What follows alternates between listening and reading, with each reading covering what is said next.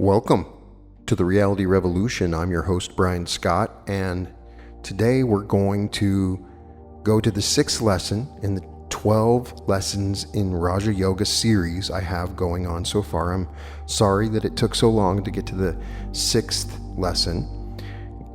In this notes for this video, you'll find a link that has all other episodes for the Raja Yoga series. You don't have to do them sequentially, but it is much more powerful if you do. It is designed so that each is an unveiling of a way of your attention. Going back, just so you know, that Raja Yoga is a mental yoga, and this book that we're going over is based on William Walker Atkinson's A Series of Lessons in Raja Yoga he wrote under the pseudonym Yogi Ramacharaka. The lessons are a series that help you to unveil the true nature of your real self, and I personally believe are the fundamentals to becoming a master manifester.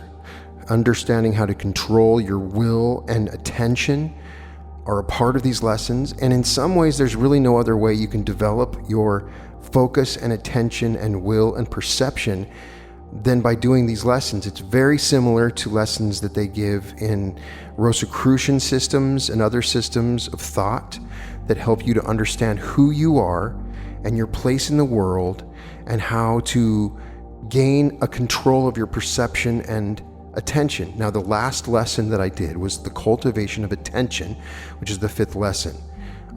These are very interesting, and each ends with a fascinating affirmation at the end that I will repeat as part of the lesson. And at some point I will gather all these affirmations into a single meditation because I think they're really fantastic. Today's is the cultivation of perception, the sixth lesson. The sixth lesson, the cultivation of perception. Man gains his knowledge of the outside world through his senses.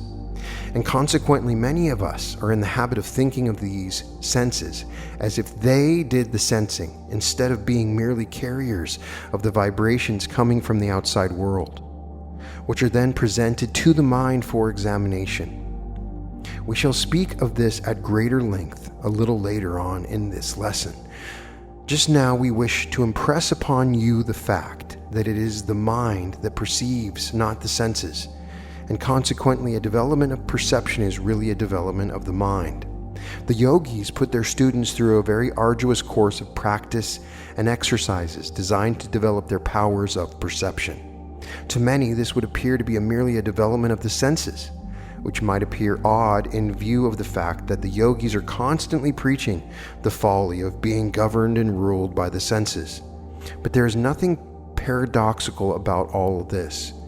For the yogis, while preaching the folly of sense life and manifesting the teaching in their lives, nevertheless believe in any and all exercises calculated to sharpen the mind and develop it to a keen state and condition.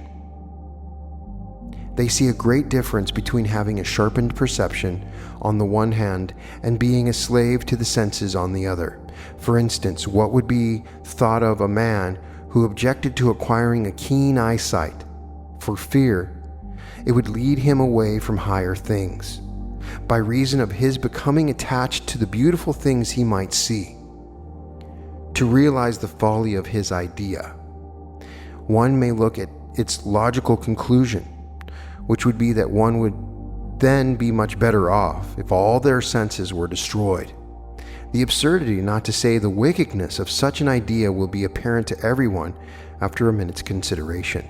The secret of the yogi theory and teachings regarding the development of the mental powers lies in the word mastery.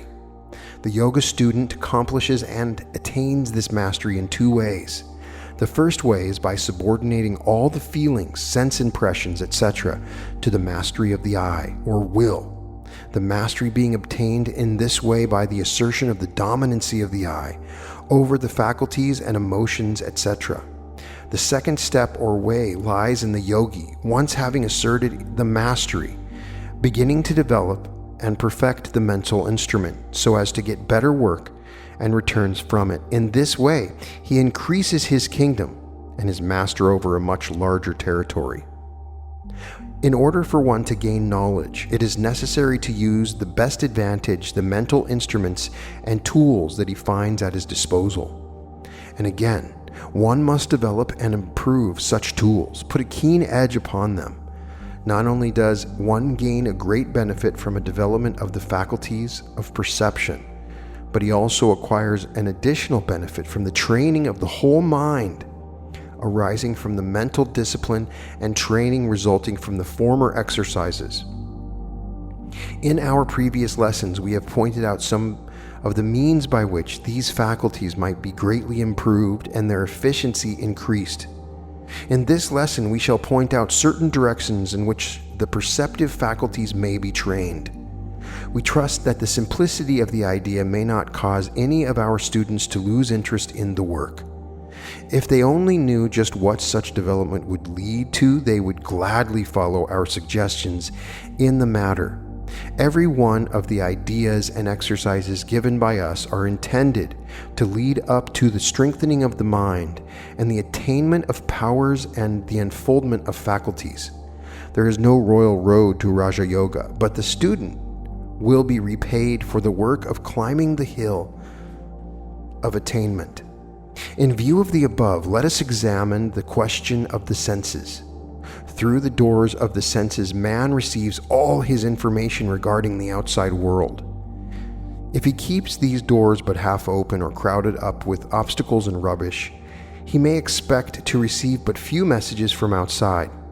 But if he keeps his doorways clear and clean, he will obtain the best that is passing his way.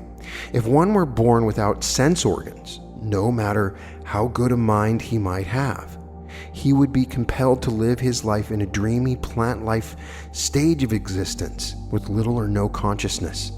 The mind would be like a seed in the earth that for some reason was prevented from growing.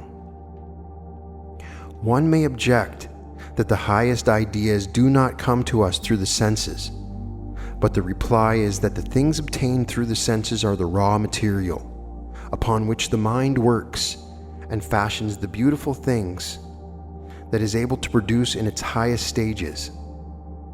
Just as is the body dependent for the growth upon nourishment taken into it, so is the mind dependent for growth upon the impressions received from the universe. And these impressions come largely through the senses. It may be objected to that we know many things that we have not received through our senses. But does the objector include the impressions that came through his senses in some previous existence and which have been impressed upon his instinctive mind or soul memory? It is true that there are higher senses than those usually recognized, but nature insists upon one learning the lesson of the lower grades before attempting those of the higher. Do not forget that all that we know we have worked for. There is nothing that comes to the idler or shirker.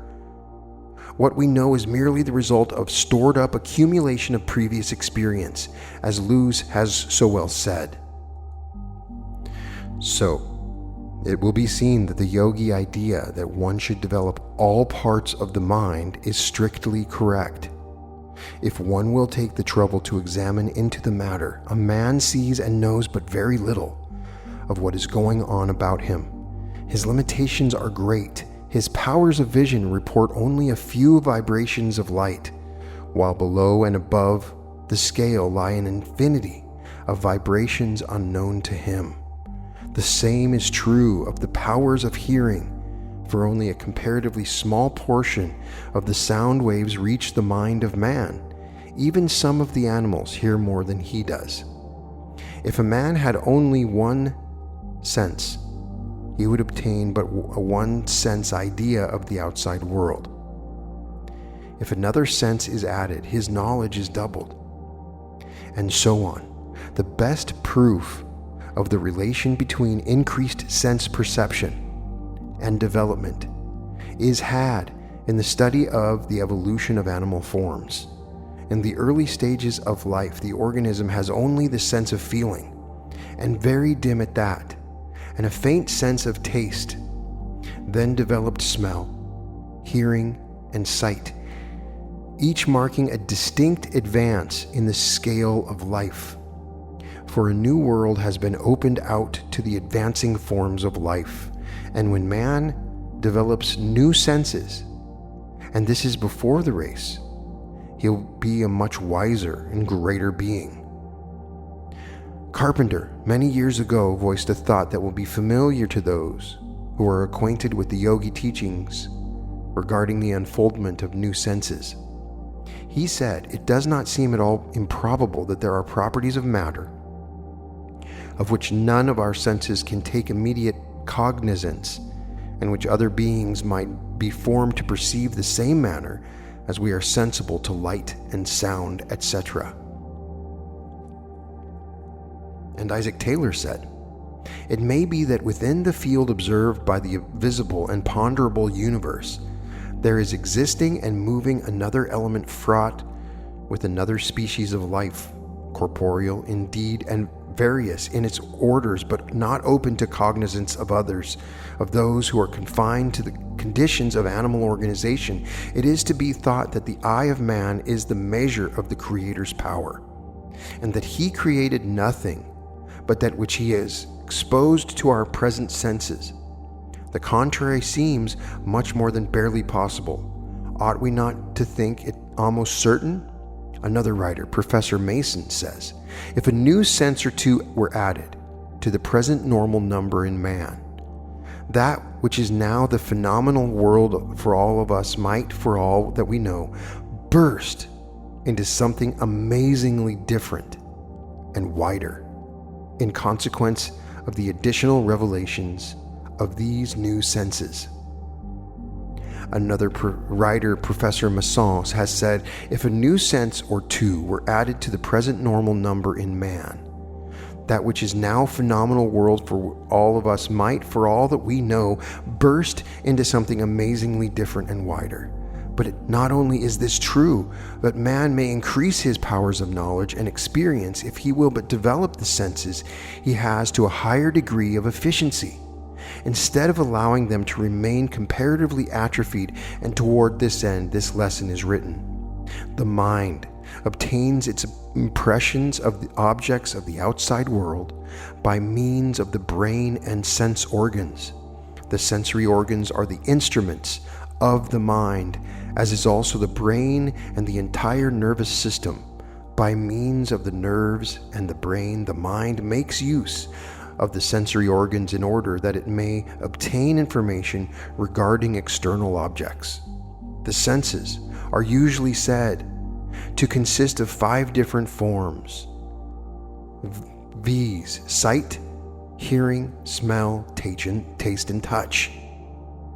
The Yogis teach that there are higher senses, undeveloped or comparatively so, in the majority of the race, but toward the unfoldment of which the race is tending. But we shall not touch upon these latent senses in this lesson, as they belong to another phase of the subject. In addition to the 5 senses above enumerated, some physiologists and psychologists have held that there were several others in evidence. For instance, the sense by which the inner organs reveal their presence and condition. The muscular system reports to the mind through some sense that is not that of touch, although closely allied to it, and the feelings of hunger, thirst seem to come to us through an unnamed sense. Bernstein has distinguished between the 5 senses and the one just referred to as follows. The characteristic distinctions between these common sensations and the sensation of the senses is that by the latter, we gain knowledge of the occurrences and objects which belong to the external world, and which sensations we refer to external objects, whilst by the former we only feel conditions of our own body. A sensation is the internal mental conception resulting from an external object or fact, exciting the sense organs and nerves, and the brain, thus making the mind aware of the external object or fact. As Bain has said, it is the mental impression, feeling, or conscious state resulting from the action of external things on some part of the body, called on that account sensitive. Each channel of sense impressions has an organ or organs peculiarly adapted for the excitation of its substance by the particular kind of vibrations through which it receives impressions. The eye is most cunningly and carefully designed to receive the light waves, and sound waves produce no effect upon it. And likewise, the delicate mechanism of the ear responds only to sound waves, light waves failing to register upon it. Each set of sensations is entirely different, and the organs and nerves designed to register each particular set are peculiarly adapted to their own special work. The organs of sense, including their special nervous systems, may be compared to a delicate instrument that the mind has fashioned for itself, that it may investigate, examine, and obtain reports from the outside world. We have become so accustomed to the workings of the senses that we take them as a matter of course, and to fail to recognize them as the delicate and wonderful instruments that they are, designed and perfected by the mind for its own use. If we will think of the soul as designing, manufacturing, and using these instruments, we may begin to understand their true relations to our lives, and accordingly treat them with more respect and consideration. We are in the habit of thinking that we are aware of all sensations received by our mind, but this is very far from being correct. The unconscious regions of the mind are incomparably larger than the small conscious area that we generally think of when we say "my mind." In future lessons, we shall proceed to consider this wonderful area and examine what it is to be found there. Taine has well said, "There is going on within us a subterranean process of infinite extent. Its products alone are known to us and are only known to us in the mass. As to elements and their elements, consciousness does not attain to them. They are sensations, what secondary molecules and primitive molecules are to bodies. We get a glance here and there at obscure and infinite worlds, extending beneath our distinct sensations. These are compounds and wholes. For their elements to be perceptible to consciousness, it is necessary for them to be added together, and so to acquire a certain bulk and to occupy a certain time. For if the group does not attain this bulk and does not last this time, we observe no changes in our state. Nevertheless, though it escapes us, there is one.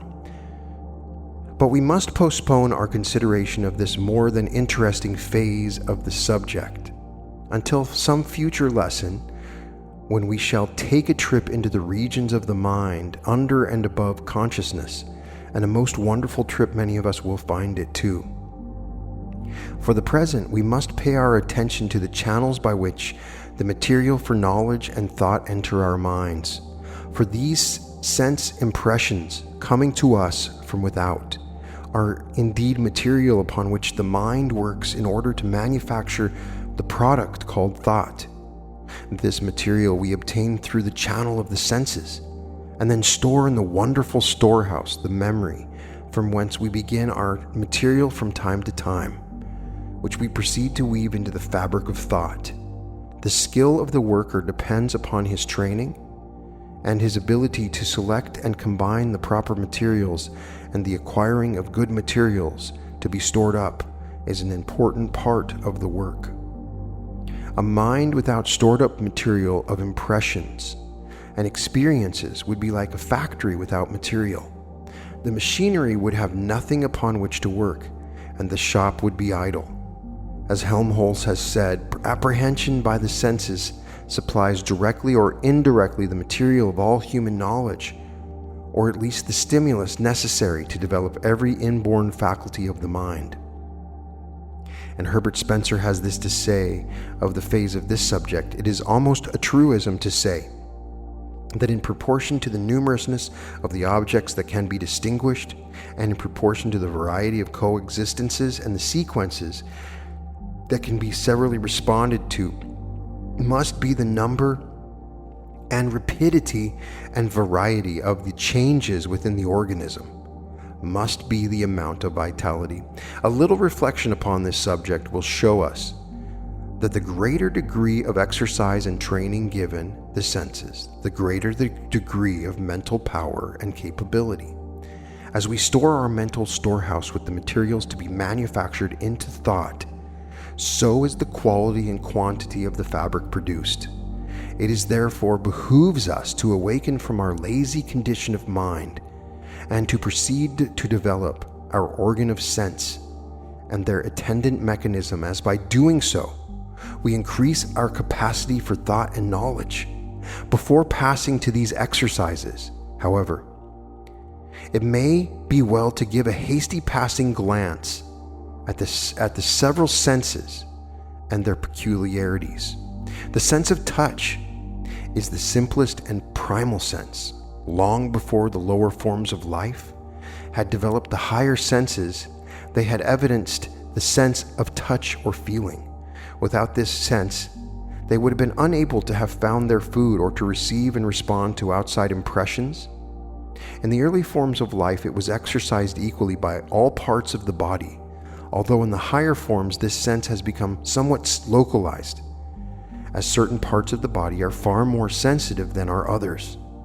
The skin is the seat of the sense of touch, and its nerves are distributed over the entire area of the skin. The hand, and particularly the fingers and their tips, are the principal organs of this sense. The acuteness of touch varies materially in different parts of the body. Experiments have shown that a pair of compasses would register impressions as a very slight distance apart when applied to the tip of the tongue. The distance at which the 2 points would be distinguished from one point on the tip of the tongue was called one line. Using this line as a standard, it was found that the palmar surface of the third finger registered 2 lines, the surface of the lips 4 lines, and the skin of the back and on the middle of the arm or thigh as high as 60 lines. The degree of sensitiveness to touch varies greatly with different individuals, some having a very fine sense of touch in their fingers, while others manifested a very much lower degree. In the same way, there is a great difference in the response of the fingers to weight, a great difference in the ability to distinguish the difference of the weight of objects. It has been found that some people can distinguish differences in weight down to a very small fraction of an ounce. Fine distinctions in the differences in temperature have also been noticed. The sense of touch and its development has meant much for man. It is the one sense in which man surpasses the animals in the matter of degree and acuteness. The animal may have a keener smell, taste, hearing, and sight, but its sense of touch is far beneath that of man. Anaxagoras is quoted as saying that if the animals had hands and fingers, they would be like men. In developing the sense of touch, the student must remember that attention is the key to success. The greater amount of attention, the greater degree of development, possibly in the case of any sense. When the attention is concentrated upon any particular sense, the latter becomes quickened and more acute, and repeated exercise under stimulus of attention will work wonders in the case of any particular sense. On the other hand, the sense of touch may be almost or completely inhibited by firmly fixing the attention upon something else. As an extreme proof of this latter fact, the student is asked to remember the fact that men have been known to suffer excruciating torture, apparently without feeling, owing to the mind being intently riveted upon the idea or thought. As Wilde has said, the martyr born above sensuous impressions is not only able to endure tortures, but is able to endure and quench them. The pinching and cutting off the flesh only added energy to the death song of the American Indian, and even the slave under the lash is sustained by the indignant sense of his wrongs. In this case of persons engaged in occupations requiring a fine degree of touch, the development is marvelous. The engraver passes his hand over the plate and is able to distinguish the slightest imperfection.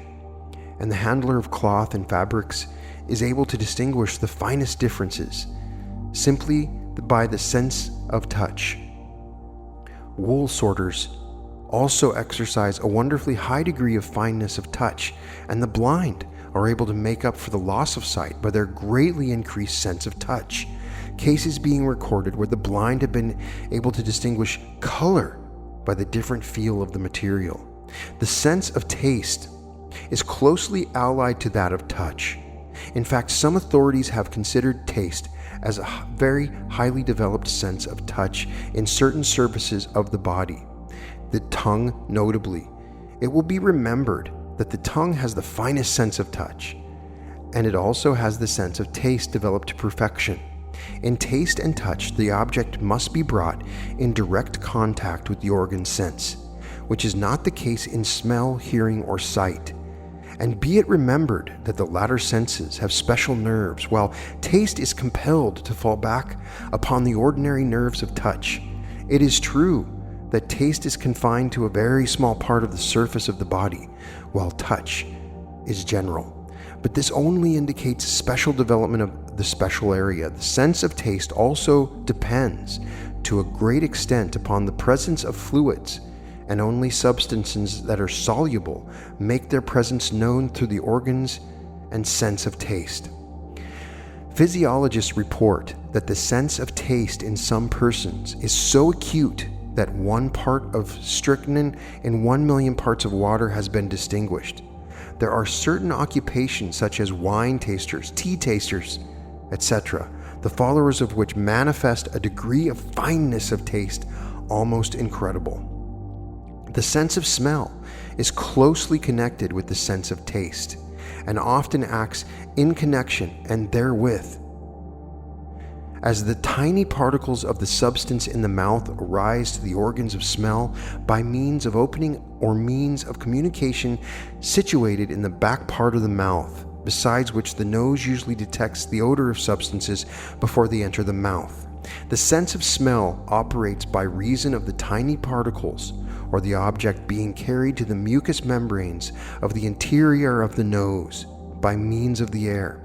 The membrane, being moist, seizes and holds these particles for a moment, and the fine nervous organism reports differences and qualities, and the mind is thus informed of the nature of the object. The sense of smell is very highly developed among animals who are compelled to rely upon it to a considerable extent, and many occupations among men require the development of this sense. For instance, the tobacconist, the wine dealer, the perfumers, the chemist. It is related that in the cases of the certain blind people, it has been observed that they could distinguish persons in this manner. The sense of hearing is a more complex one than in the case of touch, taste, and smell. In the latter three, the objects to be sensed must be brought in close contact with the sense organs, while in hearing the object may be far removed, the impressions being carried by the vibrations of the air, which are caught up and reported upon by the nervous organism of the sense of hearing.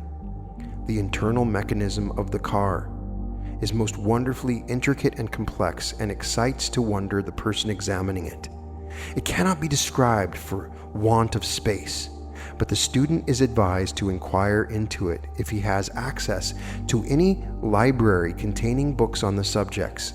It is a wonderful illustration of the work of the mind in building up for itself instruments with which to work to acquire knowledge.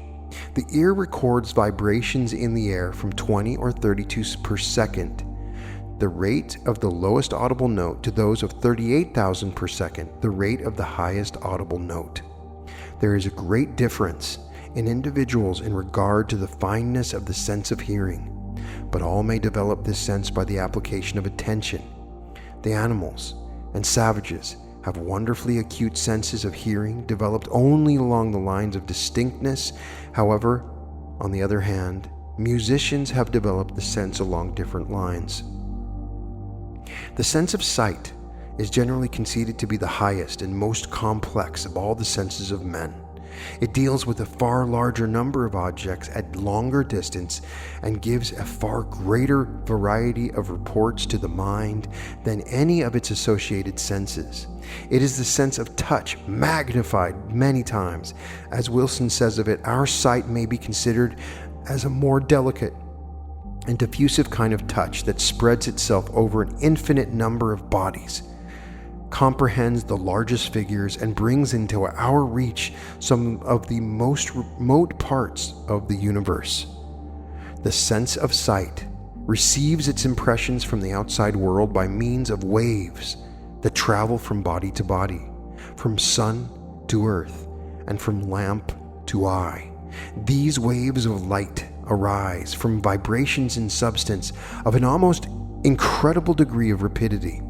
The lowest light vibration is about 450 trillion per second, while the highest is about 750 trillion per second. These figures deal only with the vibrations recognizable by the eye as light. Above and below these figures of the scale are countless other degrees invisible to the eye. Although some of them may be recorded by instruments, the different sensations of color depend upon the rate of the vibrations, red being the limit of the lowest and violet the limit of the highest visible vibrations, orange, yellow, green, blue, and indigo being the intermediate rates or colors. The cultivation of the sense of sight under the aid of attention is most important to all persons. By being able to clearly see and distinguish the parts of an object, a degree of knowledge regarding it is obtained that one may not acquire without the said exercise of the faculty. We have spoken of this under the subject of attention in a previous lesson, to which a lesson we again refer to the student. The fixing of the eye upon an object has the power of concentrating the thoughts and preventing them from wandering. The eye has other properties and qualities that will be dwelt upon in future lessons. It has other uses than seeing. The influence of the eye is a marvelous thing and may be cultivated and developed. We trust that what we have said will bring the student to a realization of the importance of developing the powers of perception. The senses have been developed by the mind during a long period of evolution and effort that surely would not have been given unless the object in view was worth it all. The eye insists upon obtaining knowledge of the universe, and much of this knowledge may be obtained only through the senses. The yogi student must be wide awake and possessed of developed senses and powers of perception. The senses of sight and hearing, the two latest in the scale of evolutionary growth and unfoldment, must perceive a particular degree of attention. The student must make himself aware of what it is going on about and around him so that he may catch the best vibrations. It would surprise many Westerners if they could come in contact with a highly developed yogi and witness the marvelously finely developed sense he possesses. He is able to distinguish the finest differences in things, and his mind is so trained that in thought he may draw conclusions from what he has perceived in a manner that seems almost second sight to the uninitiated. In fact, a certain degree of second sight is possible to one who develops his sense of sight under the urge of attention. A new world is opened out to such a person. One must learn to master the senses, not only in the direction of being independent of and superior to their urgings, but also in the matter of developing them to a high degree. The development of the physical senses also has much to do with the development of the astral senses, of which we have spoken in our 14 lessons, and of which we may have more to say in the present series. The idea of Raja Yoga is to render the student possessor of a highly developed mind with highly developed instruments with which the mind may work. In our future lessons, we shall give the student many illustrations, directions, and exercises calculated to develop the different faculties of the mind, not only the ordinary faculties of everyday use, but others hidden behind these familiar faculties and senses. Commencing with the next lesson, we shall present a system of exercises, drills, etc., the purpose of which will be the above-mentioned development of the faculties of the mind. In this lesson, we shall not attempt to give specific exercises, but will content ourselves with calling the attention of the student to a few general rules underlying the development of perception. Now, here are the rules of perception, but I just love that section on the senses. Just reading it is hypnotic. It really makes you become aware of your sight, of sound, and the way that our bodies detect the energies around us.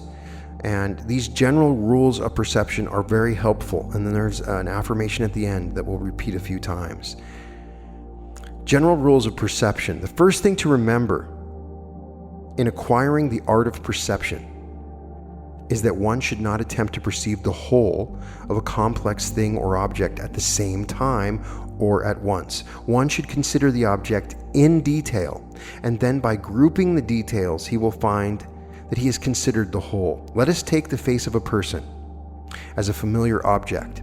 If one tries to perceive a face as a whole, he will find that he will meet with a certain degree of failure, the impression being indistinct and cloudy.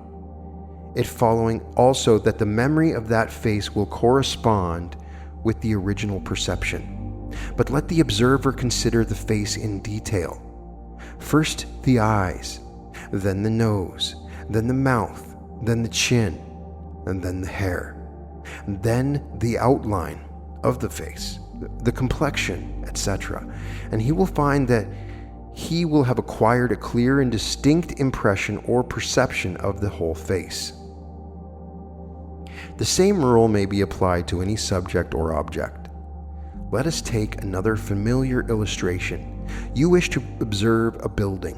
If you simply get a general perception of the building as a whole, you will be able to remember very little about it, except its general outlines, shape, size, color, etc., and a description will prove to be very disappointing. But if you have noted in detail the material used, the shape of the doors, chimney, roof, porches, decorations, trimmings, ornamentation, size and number of the windows, panes, etc., the shape and angles of the roof, you will have an intelligent idea of the building in the place of a mere general outline or impression of such as might be acquired by an animal in passing. We will conclude this lesson with an anecdote of the methods of that famous naturalist Agassiz in his training of his pupils.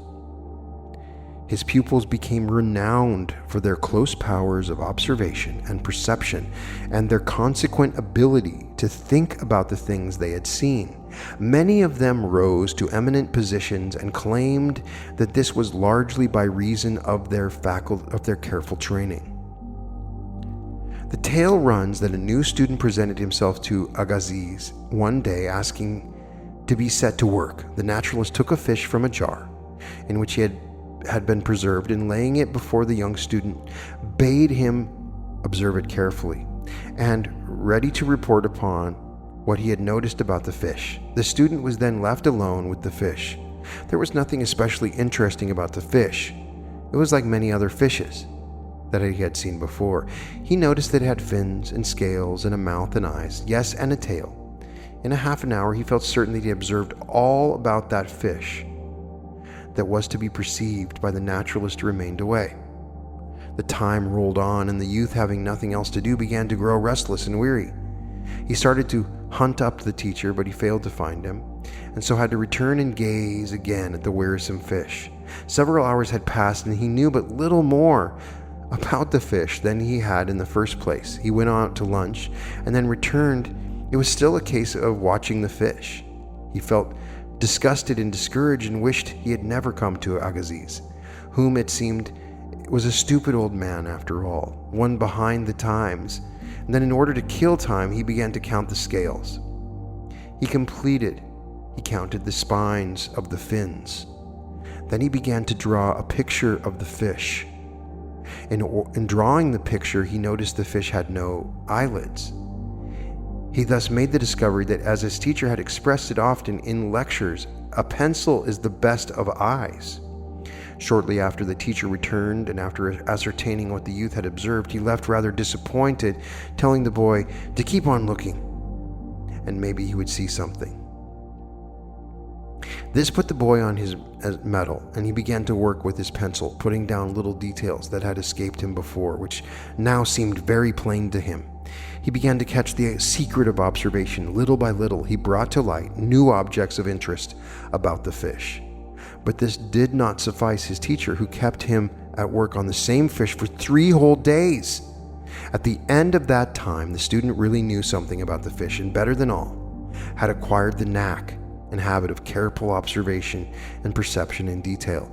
Years after, the student then attained the eminence is reported as saying, "That was the best zoological lesson I ever had, a lesson whose influence has extended to the every details of every subsequent study, a legacy that the professor left to me, as he left to many others, of inestimable value, which we could not buy and with which we cannot part." Apart from the value to the student of the particular information obtained, was the quickening of the perceptive faculties that enabled him to observe the important points in a subject or object, and consequently to deduce important information from that which was observed. The mind is hungry for knowledge, and it has, by years of weary evolution and effort, built up a series of sense systems in order to yield it that knowledge, and it is still building. The men and women in the world who have arrived at the point of success have availed themselves of these wonderful channels of information, and by directing them under the guidance of will and attention, have attained wonderful results. These things of importance, we beg of our students not to pass by this portion of the subject as uninteresting.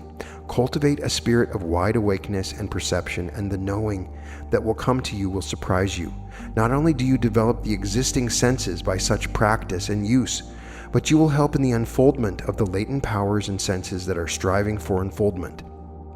By using and exercising the faculties that we have helped to unfold those from the coming of which we have been dreaming. And so this reminds me of my own personal journey in expanding my general sense of perception was when I started to paint. And particularly when I was attempting to paint another person's face. And the colors, and trying to come up with the different shadings of colors, and the eyebrows and the eyelashes and the eyes, and the different crevices inside the eyes and the shadows. And once I started doing that, my level of perception for everything changed. I was then in a position where I started to manifest and visualize things for my future at a much clearer and better rate. And so you can see by doing this particular lesson in these trainings and understanding perception and noticing it, the only lesson with the exercise that comes with this, there's more exercises in later lessons. The only exercise that comes with this is just becoming aware of your perceptions, of your senses, and making them more acute. There is no other exercise with this lesson. I promise you I'll finish these off. We have lesson 7 coming up next. So stick with me. I know these aren't my most popular videos, but I'm going to do them anyway because they help me to understand. And they, I believe, will help you. And there's really no other way around it. It's just certain lessons that you need to learn. And these, to me, help me to take the Neville Goddard method, or the identity shifting method, or quantum jumping methods to the next level. And it's integrated with teachings that I have on moving into different realities and manifestations, because there's one thing that can't just be automatically taught. It has to be trained over time, and that's understanding attention and perception, and this chapter is on perception. And so let these words soak in, and I promise you soon we'll have the 7th lesson of the Raja Yoga series in the 12 steps of Raja Yoga. And the final mantra for this lesson, which I will have all compiled into a single meditation at some point, but I'm going to repeat this for a few minutes, for a couple of minutes, and just sit back and just let it soak in. Because these affirmations that are in this book and these old New Thought affirmation from these old New Thought authors, they're wonderful. They're longer and well thought out. They're a little bit different. And if you let them soak in, they have power. They've been thought out. I am a soul possessed of channels of communication with the outer world. I will use these channels and thereby acquire the information and knowledge necessary for my mental development. I will exercise and develop my organs of sense, knowing that in so doing I shall cause to unfold the higher senses, of which they are but forerunners and symbols. I will be wide awake and open to the inflow of knowledge and information. The universe is my home. I will explore it.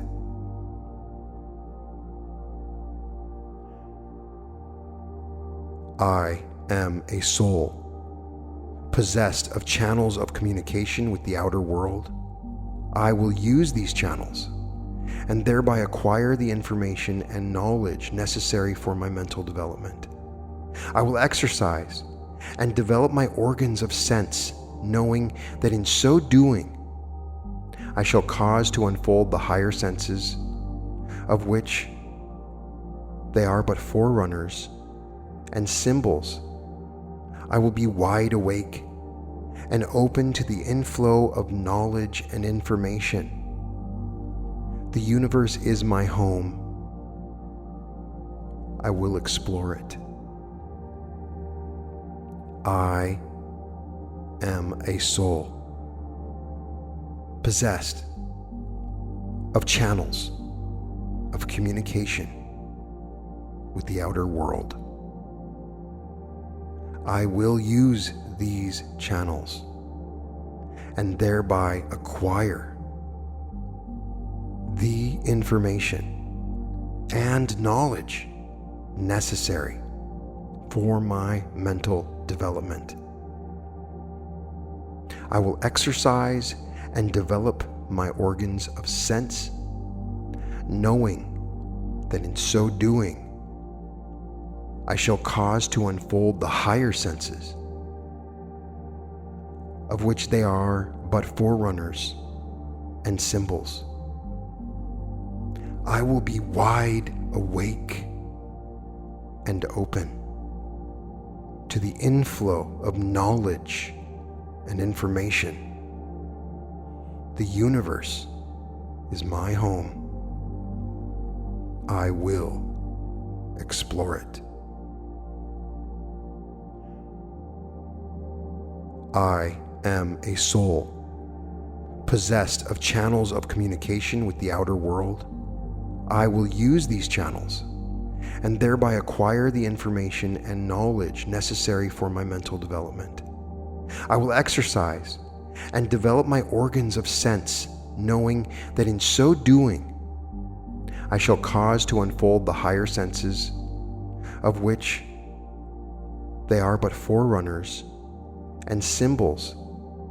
I will be wide awake and open to the inflow of knowledge and information. The universe is my home. I will explore it. I am a soul possessed of channels of communication with the outer world. I will use these channels and thereby acquire the information and knowledge necessary for my mental development. I will exercise and develop my organs of sense, knowing that in so doing, I shall cause to unfold the higher senses, of which they are but forerunners and symbols. I will be wide awake and open to the inflow of knowledge and information. The universe is my home. I will explore it. I am a soul possessed of channels of communication with the outer world. I will use these channels and thereby acquire the information and knowledge necessary for my mental development. I will exercise and develop my organs of sense, knowing that in so doing, I shall cause to unfold the higher senses, of which they are but forerunners and symbols. I will be wide awake and open to the inflow of knowledge and information. The universe is my home. I will explore it.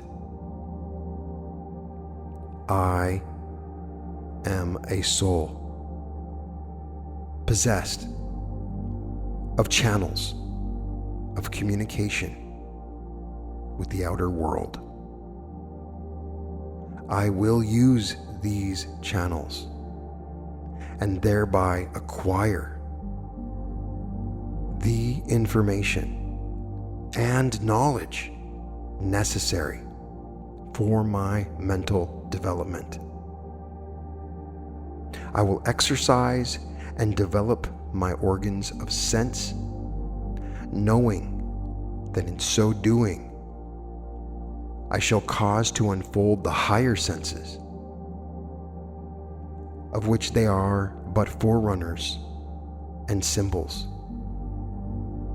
I will be wide awake and open to the inflow of knowledge and information. The universe is my home. I will explore it. I am a soul possessed of channels of communication with the outer world. I will use these channels and thereby acquire the information and knowledge necessary for my mental development. I will exercise and develop my organs of sense, knowing that in so doing, I shall cause to unfold the higher senses, of which they are but forerunners and symbols. I will be wide awake and open to the inflow of knowledge and information. The universe is my home. I will explore it. I am a soul possessed of channels of communication with the outer world. I will use these channels and thereby acquire the information and knowledge necessary for my mental development. I will exercise and develop my organs of sense, knowing that in so doing, I shall cause to unfold the higher senses, of which they are but forerunners and symbols. I will be wide awake and open to the inflow of knowledge and information. The universe is my home. I will explore it. I am a soul possessed of channels of communication with the outer world. I will use these channels and thereby acquire the information and knowledge necessary for my mental development. I will exercise and develop my organs of sense, knowing that in so doing, I shall cause to unfold the higher senses, of which they are but forerunners and symbols. I will be wide awake and open to the inflow of knowledge and information. The universe is my home. I will explore it. I am a soul possessed of channels of communication with the outer world. I will use these channels and thereby acquire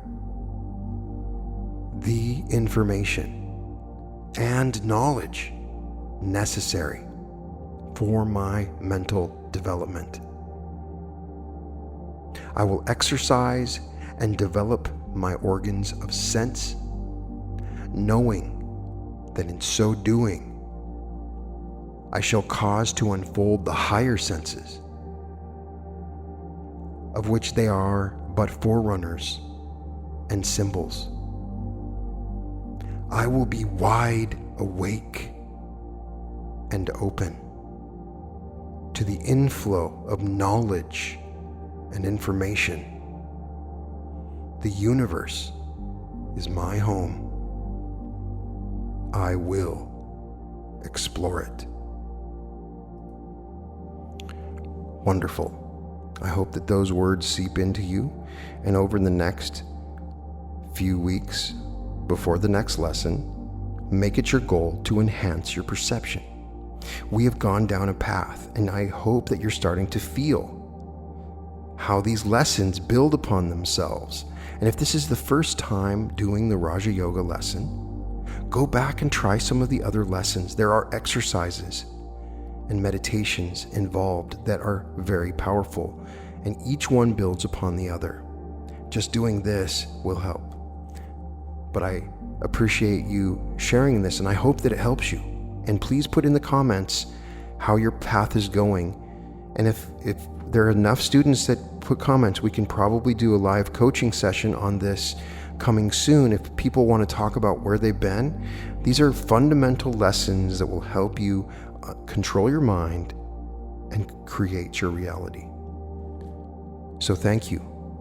All episodes of The Reality Revolution can be found at therealityrevolution.com. And welcome to The Reality Revolution.